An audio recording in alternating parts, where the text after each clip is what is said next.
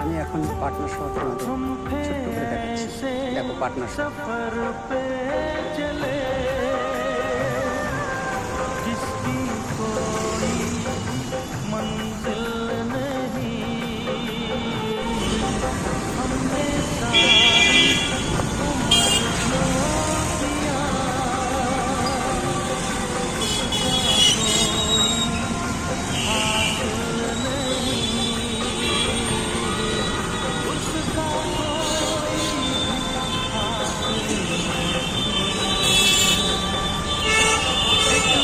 পাটনা শহর দেখো বন্ধুরা।